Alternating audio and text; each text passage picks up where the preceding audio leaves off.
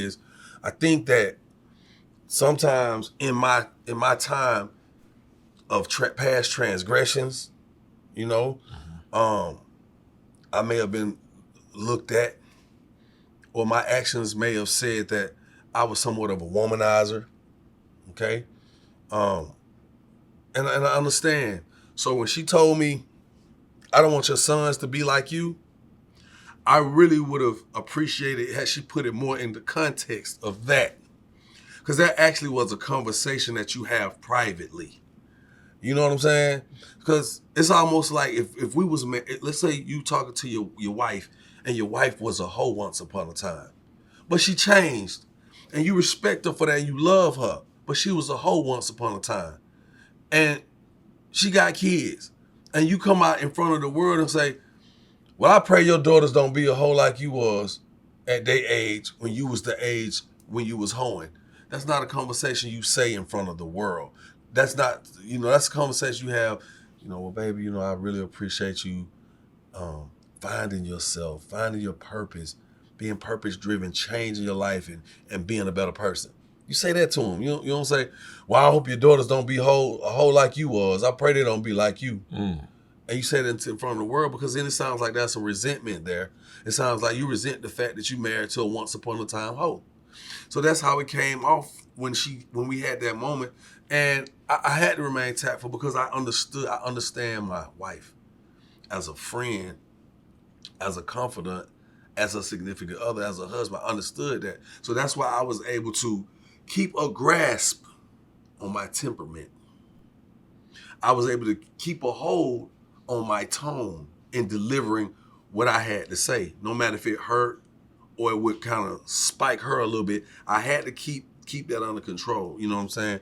And I felt some kind of way, but I love her for who she is. I love her for her honesty, and I love her for her true will to see me be a better person. And so, because I understood that about her, I'm able to walk away like, "Baby, we just got to work on it. We can't, we got to pick and choose our battles, because this conversation that we didn't even have to go there. And now you got me looking like I'm checking you in front of the world," which is okay if it's done tactfully, respectfully, but we shouldn't have to do that in front of the world. We were not filming Love and Hip Hop where people expect to see certain stuff.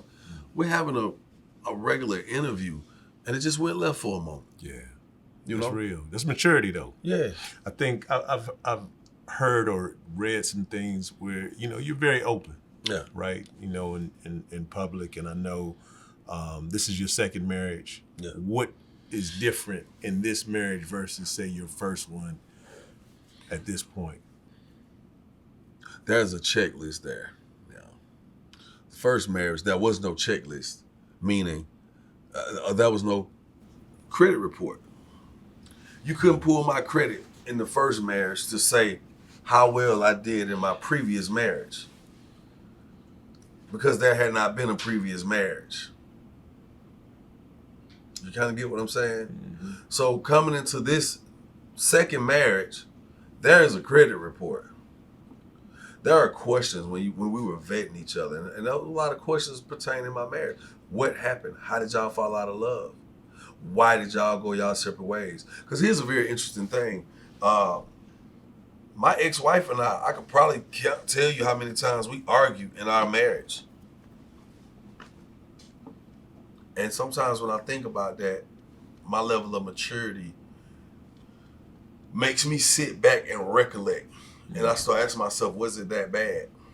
Because it really wasn't. We didn't have a lot of conflict.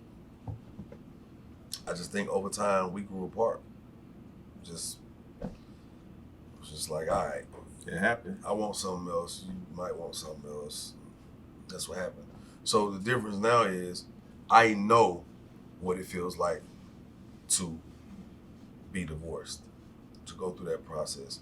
I know what it feels like to sit up late nights not being able to sleep because you're thinking your whole family is about to be, just the unit itself about to be destroyed, So also I know hella do's and don'ts from my first marriage that I know is certain things that, it's like right now, my wife get pissed off. She got mad at me the other day. We spun it. It was a true story. And I'm dealing with something, okay? One of my childhood friends, right? Just something happens. He's in the hospital. They saying seizure. Sound like overdose to me. I'm not putting that out there that that's what it was. I'm just saying what it sounded like. So that gave me like a sense of damn. That he woke up out of a coma in 3 days. Told me I'm late for work. The doctor's like, yo, we never seen anybody wake up out of a coma like this. This is crazy. It's a phenomenon, right? Then at the same time, the day he wake up out of the coma, another friend of mine or an associate who was hanging with a friend of mine would die that night. My childhood best friend came out of his coma, and he was just with me for my birthday. He escorted me in. They had all these slingshots that escorted me to the city hall for my birthday. He died on a slingshot, so that was a lot to deal with, right? I walk into the restaurant. I see an old friend. My wife is kind of like, we done had a long day. It's raining outside. I'm like, baby, you want to eat? We was doing extra stuff, so she been working since this morning. I've been working since this morning. It's 9 o'clock at night now. She tired, I'm tired, but we hungry. So I see an old friend. So she's like, where we going? The old friend said, hey, y'all. I'm like, what's up? So she like, The old friend is a female. Oh. She's a female, a woman. Okay. She's a woman. Mm-hmm. And she said, so y'all just gonna act like y'all don't know each other? And okay. So I was like, I spoke. You don't want to speak. She was like, oh, okay, that's cool, that's fine. So I'm like, so I'm feeling some kind of way. So the lady walks up, she said, you know what? I'm gonna put y'all over here in the private area. I said, cool. I walk in, this young lady said, Jock. I'm looking, I'm like, oh, who is this? She said, you don't remember me? I'm like, She said, you sure you don't remember me? My wife head went around like, who? I'm like, who are you?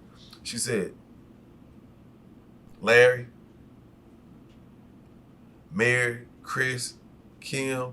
So she said that. I'm like, oh, you talking my childhood best friend, Larry, Steve, but I don't know who you are. She said, oh, I'm his brother, Chris's wife. I said, oh, okay. Hey, man, how's everybody doing? She goes, yeah, you know, Chris is in law enforcement now. And by the way, they found the killer to Steve after 20 years. So I'm hearing some crazy, so everything that's happening at one time. So she telling me, I'm like, well, how? So I sit down at the table and I'm frustrated. I'm going through something. So to bring it back in, she's sitting there, it turns into a situation. We get into it. I don't even know how we got into it. I say, you know what? I'll be back. Ordered the food. I walked out. Went to the store. Ask me what I got from the store. What? Nothing. I just needed to walk. I needed a walk. But I drove. Yeah. I pulled back up. I pulled in the front, in the other parking lot, and I sat down. She said, well, you could leave our Uber. I said, no way I would leave you. I said, I'll leave you the car, not Uber. And I said, but then there's no way I'm supposed to leave my wife because we have a misunderstanding out here outside. Even though we both may come off safe, but if anything happened, I never get over this.